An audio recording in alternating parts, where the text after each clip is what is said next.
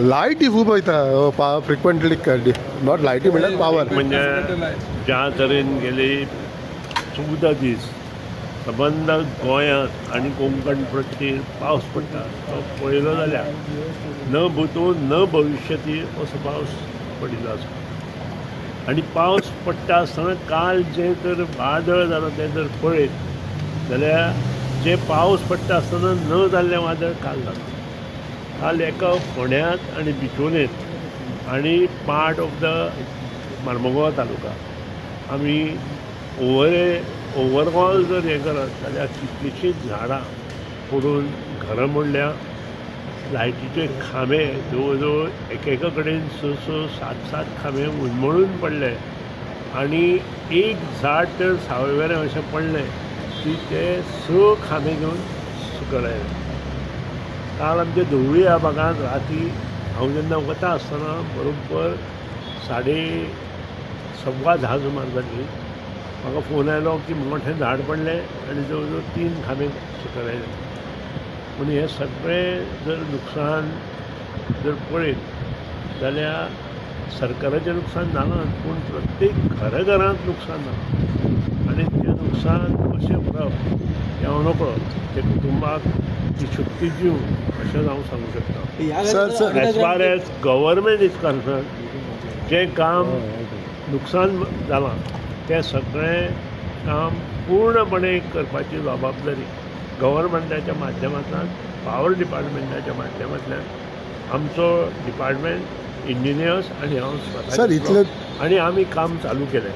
आमचें काम रात दीस चालू आसा पूण ताका 2-3 दीस जाय पडटले आनी हें सगळें काम करता आसतना परत पावस आमकां त्रास दिवपाक जायना, वादळ आमकां त्रास दिवपाक जायना तरच हें काम कंप्लीट. सर फाटल्या दिसांनी जे भाशेन जाता पावस वादळ is it a sign for us warning environment destruction जावं उपकारना म्हणून? जावंक शकता. This is all over the world, not in Goa.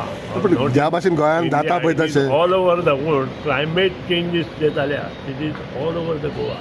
कारण खूब कडेन अशी परिस्थिती आसा की भयंकर म्हणजे भयंकर परिस्थिती आसा. फॉर एग्जाम्पल तुमी ह्या दिसां भायले सुद्दां जे भारता भायले जे जर ओवरऑल हें पळयत नकशा वयले कंट्री पळयत जाल्यार थंय सुद्दां महापूर आयल्या आनी कितलेशेच लोक जखमी जाल्या, तांकां घर ना अशा परिस्थितीन आसा. पूण गोंयांत ज्या भाशेन फॉरेस्ट डिस्ट्रक्शन जाता, दोंगर कातरता, झाडां कातरता ताका लागून जावंक शकता. हांवें सांगलें it is because of climatic change आनी ही क्लायमॅटीक चेंज ही सगळ्याक लागून जाता. सर काल तुम्ही म्हटलं की पोल पडल्या पण गावांनी अंडरग्राउंड केबलिंग ही गरजेची अखंड गांवांत म्हणजे अखंड गांव म्हणजे सगळे गांवांनी अंडरग्राउंड केबलिंग आनी specially dense forest, dense vegetation, agriculture near to sea, near to river हे सगळे टॉप प्रायोरिटीचेर जावपाक. पूण गांवांत घरां पयस आसता तितून तातूंत कांय उपाय ना.